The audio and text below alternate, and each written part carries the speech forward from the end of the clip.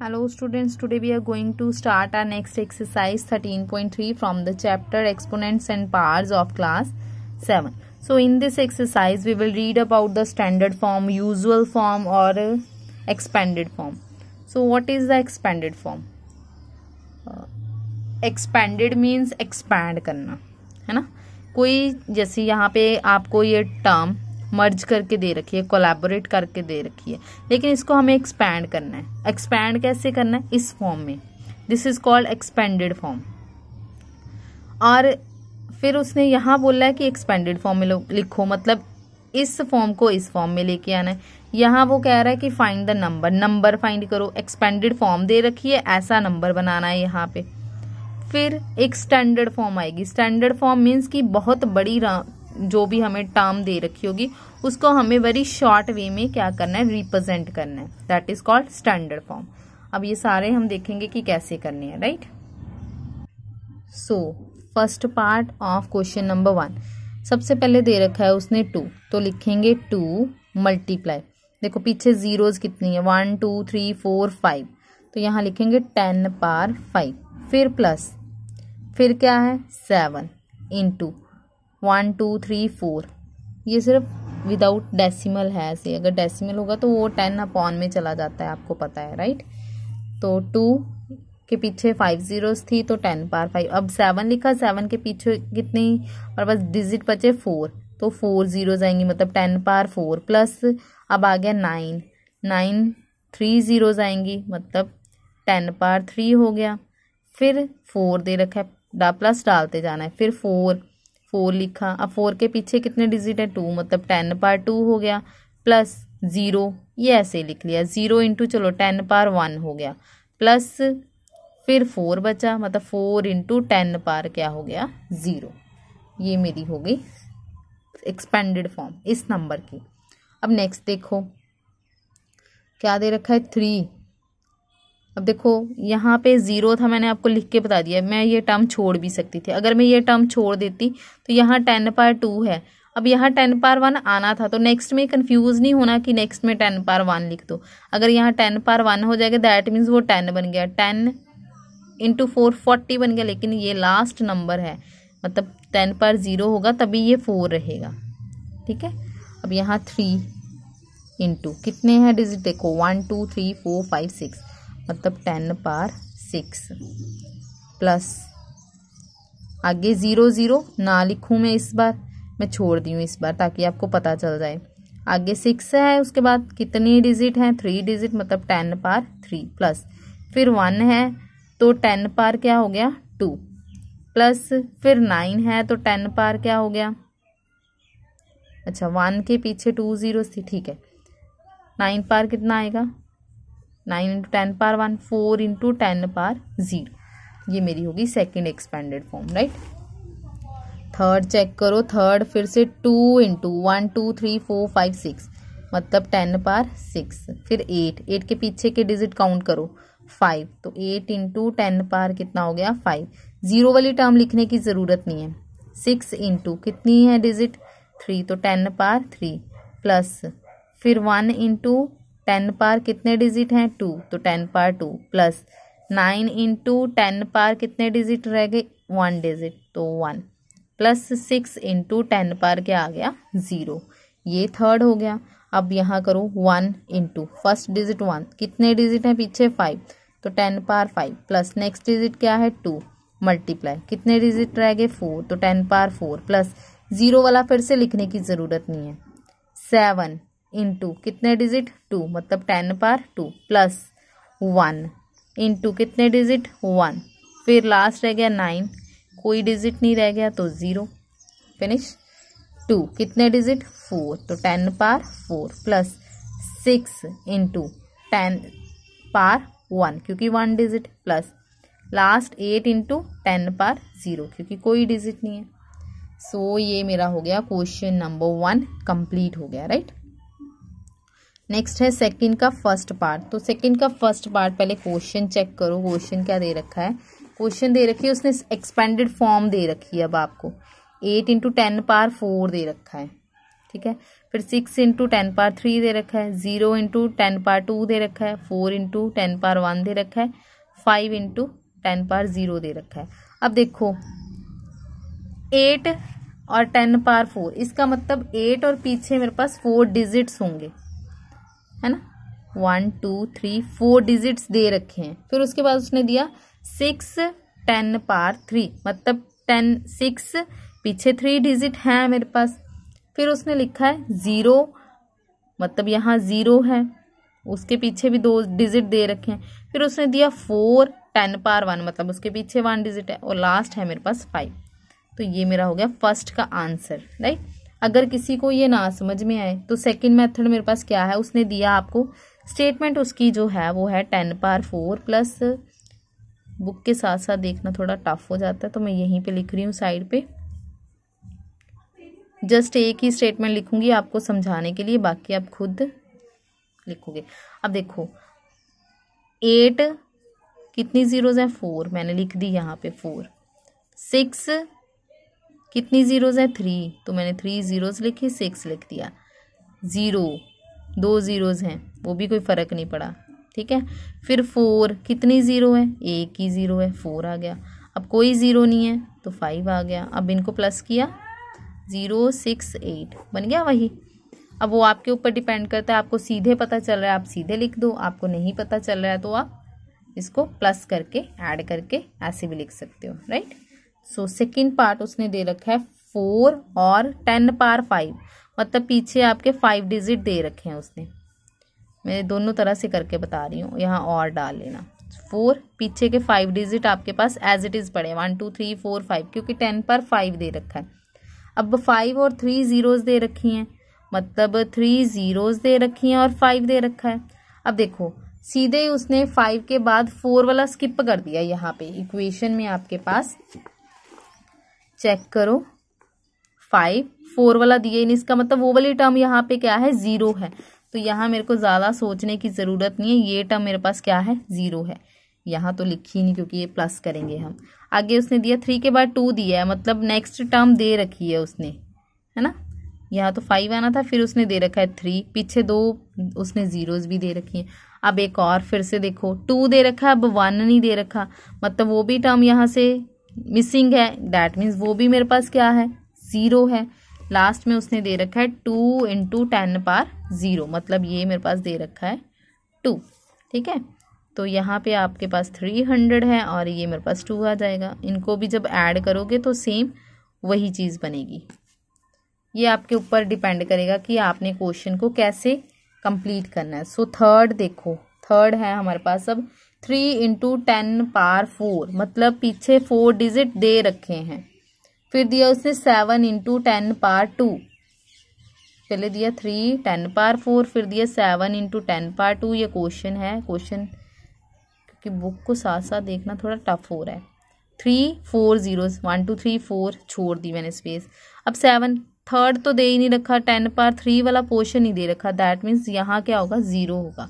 अब 2 दे रखा है, मतलब 2 डिजिट छोड़ दिया, तो यहाँ क्या आएगा 7। 2 के बाद 1 वाला नहीं दे रखा, मतलब यहाँ क्या हो गया 0। लास्ट में क्या आएगा 5। So this is the answer of third part. Next है हमारे पास 9 इंटू 10 पावर 5 दे रखा है, राइट, प्लस 2 इंटू 10 पावर 2 दे रखा है, 3 इंटू 10 पावर 1 दे रखा है। अब 9 दे रखा है उसने, है ना। 5 मतलब पीछे मेरे पास 5 डिजिट हैं, 3 2 5। अब उसके बाद सीधे ही 2 दे रखा है, मतलब 1 2, ये वाला 2 यहाँ आएगा। 10 2 के बाद 2 10 पावर 2 दे रखा, मतलब 2 के बाद 2 डिजिट हैं, ये तो है। यहाँ नहीं दे रखा, मतलब ये दोनों क्या है 0 0 हैं, ठीक है। उसके बाद 2 के बाद 1 भी नहीं दिया, मतलब ये भी क्या होगा 0 होगा। यहाँ 4 वाली टर्म नहीं थी, मैंने 0 कर दी। 3 वाली नहीं थी, मैंने 0 कर दी। फिर 2 वाली थी, मैंने यहाँ 2 लिखा। 1 वाली भी नहीं है, ये 0 लिख दिया। 1 वाली है, सॉरी, ये देखो 0 में काउंट कर ली। यहाँ 3 आएगा, 0 वाली नहीं है, तो यहाँ पे क्या आएगा 0 आएगा। यहाँ आपके पास प्लस दे रखा है, राइट। तो ये हमारा हो गया 900230 आंसर हो गया क्वेश्चन नंबर सेकंड का 4th पार्ट। ये हमने कंप्लीट कर दिया, ठीक है। अब नेक्स्ट देखते हैं। अब जो थर्ड क्वेश्चन आपको दे रखा है that is express the numbers in standard form.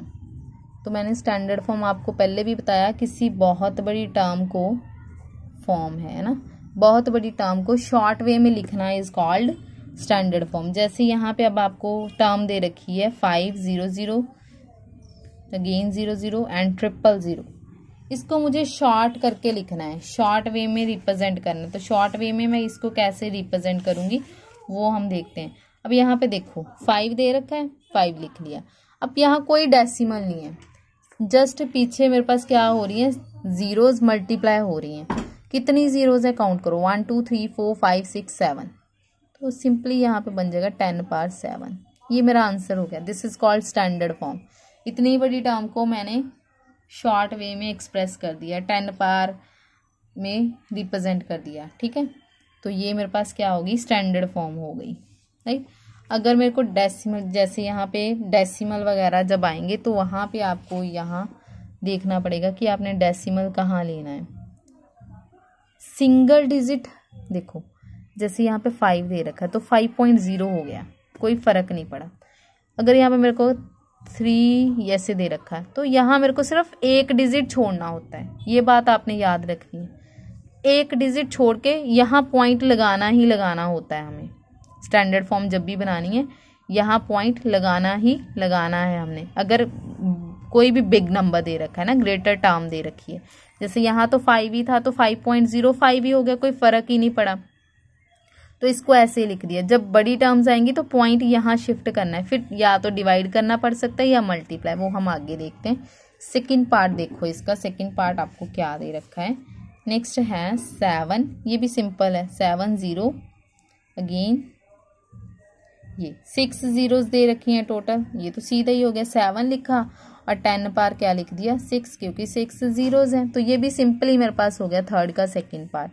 अब थर्ड देखो, थर्ड उसने दिया 3 1 8 6 5 और 5 जीरोस।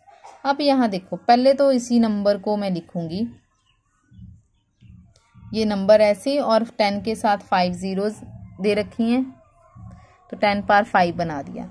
अब मैंने अभी आपको बताया कि नंबर जब मेरे पास ग्रेटर होगा, ग्रेटेस्ट होगा, जो भी होगा, तो मेरे को पॉइंट यहाँ शिफ्ट करना है, यहाँ पे लेके आना है। अब अगर मैं यहाँ पॉइंट लगाना चाहूँ, ठीक है, यहाँ पॉइंट लगाने के लिए मेरे को क्या करना है, नीचे मेरे पास होना चाहिए। अगर यहाँ देखो, रफली देख लो पहले, 3 1 8 6 5 पॉइंट यहाँ चाहिए, मतलब यहाँ 1 होगा तो पॉइंट लगेगा। उसके बाद 4 डिजिट है, मतलब यहाँ 4 जीरोस भी होनी चाहिए, है ना, मतलब ये चाहिए मुझे अपॉन में। 10 पावर 4 चाहिए, 10,000 बन गया उसका। अब ये चीज़ तो नीचे मेरे को डिनोमिनेटर में दे नहीं रखी, दैट मीन्स इसको मुझे अपनी ओर से अप्लाई करना पड़ेगा। अगर मैं इसके साथ डिवाइड करूंगी तो यहाँ अपनी ओर से मुझे मल्टीप्लाई भी करना पड़ेगा। ठीक है, कर लेंगे मल्टीप्लाई। तो यहाँ पे हम लिखेंगे ये ऐसे ही, पहले 10 पावर 4 लिखेंगे। अगर यहाँ लगाया 10 पावर 4 अपनी ओर से, अगर डिवाइड किया है तो मल्टीप्लाई भी, क्योंकि अब कैंसिल कर दूंगी तो इक्वेशन को कोई फर्क नहीं पड़ेगा। अपनी ओर से चीज़ लगाई है फालतू में, तो मेरे को बैलेंस भी करना है, उस चीज़ को बैलेंस कर लिया हमने।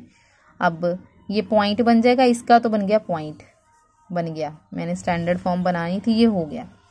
अब ये दोनों आपस में क्या हो जाएंगी, पार्स प्लस हो जाएंगी, क्योंकि बेस सेम है, पार्स क्या हो जाएंगी, प्लस हो जाएंगी। ठीक है,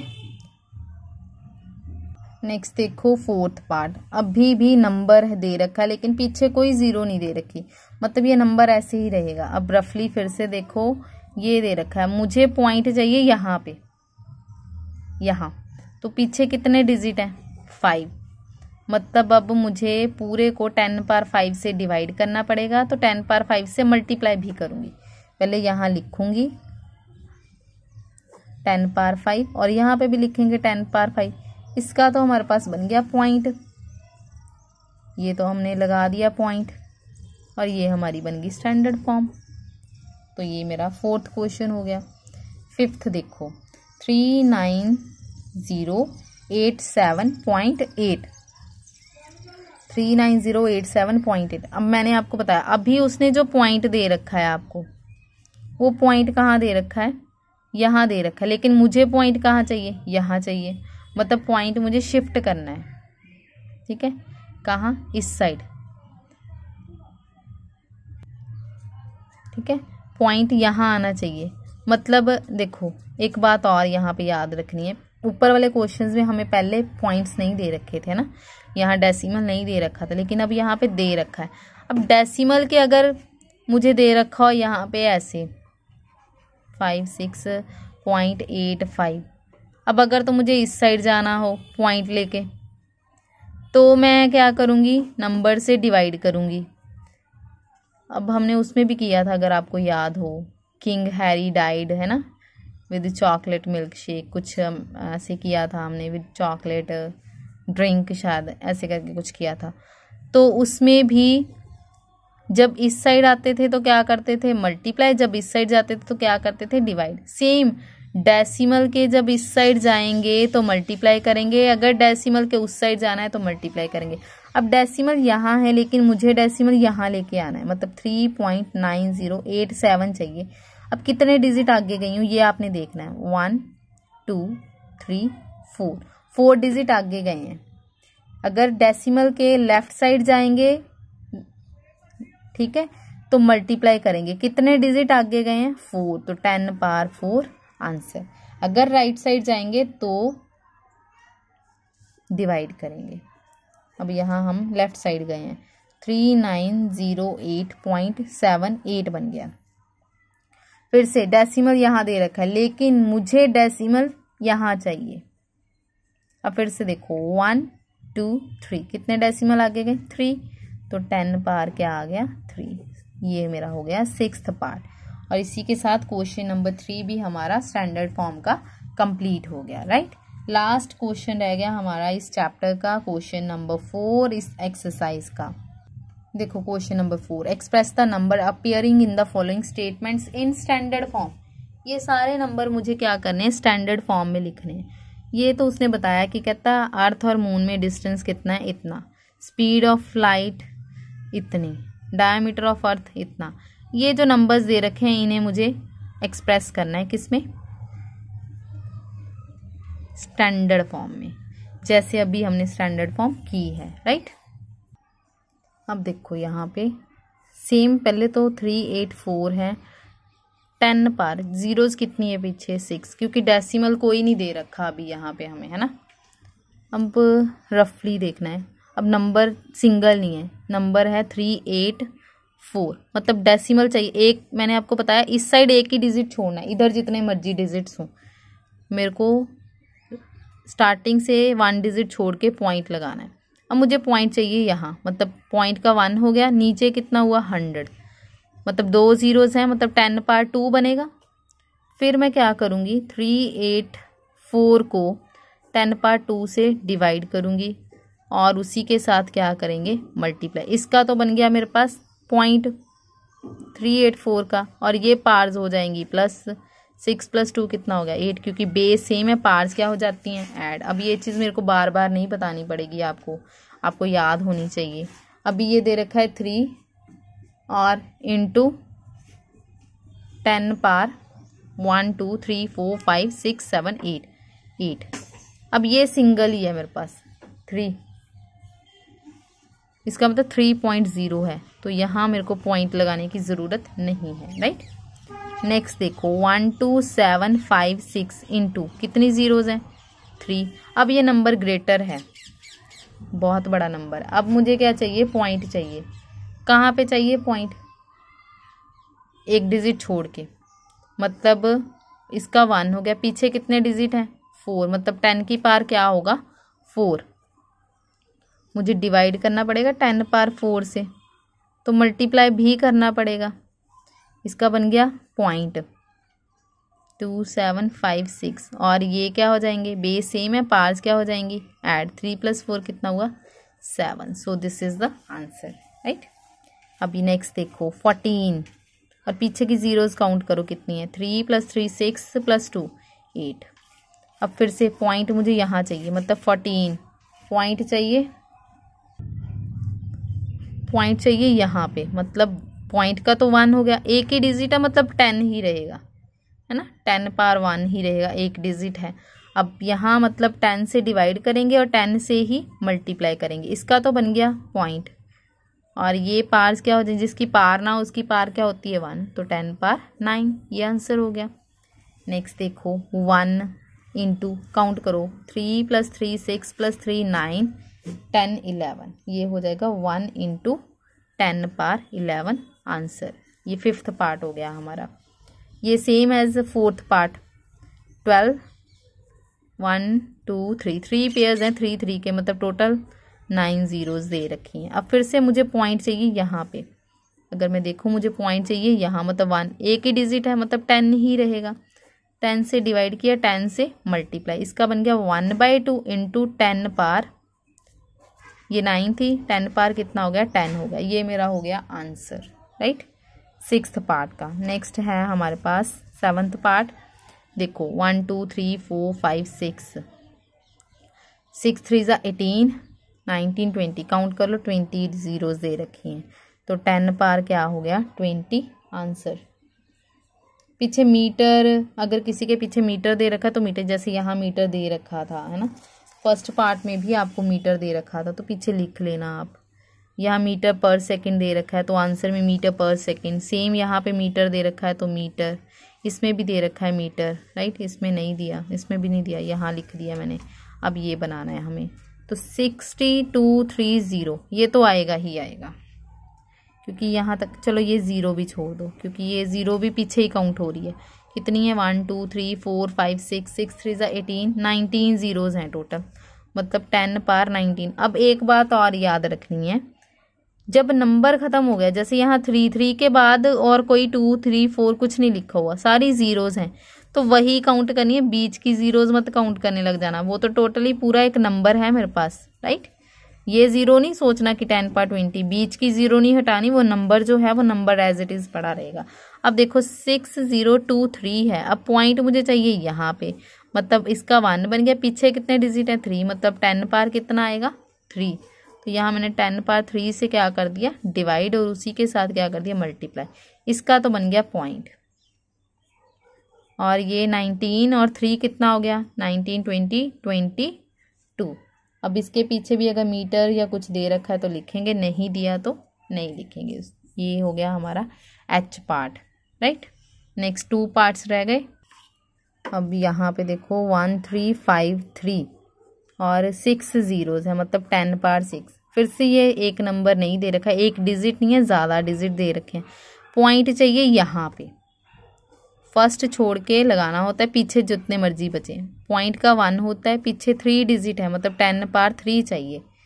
10 पावर 3 से डिवाइड करेंगे तो 10.3 से मल्टीप्लाई भी करना पड़ेगा, इसका तो बन गया पॉइंट। ये सारी स्टैंडर्ड फॉर्म है। 6 + 3 कितना हो गया 9 किलोमीटर क्यूब आंसर, ठीक है। 1027 के बाद 6 जीरोस हैं, मतलब 10 पावर 6 हो गया। अब फिर से 1027 है तो पॉइंट कहाँ चाहिए यहाँ, पॉइंट का क्या बन गया 1, कितने डिजिट हैं पीछे 3, मतलब 10 पावर 3। फिर से 10 पावर 3 से डिवाइड करेंगे और 10 पावर 3 से मल्टीप्लाई करेंगे, ये तो बन गया पॉइंट। और इसको कैसे लिखेंगे 10 power 9। So this was our exercise 13.4 totally complete करवा दिया आपको। कोई भी डाउट हो तो आप एनी टाइम पूछ सकते हो, राइट। इसी के साथ हमारा चैप्टर भी फिनिश हो गया 13.3 के साथ ही। So from the next lecture we will start our next chapter. Thank you.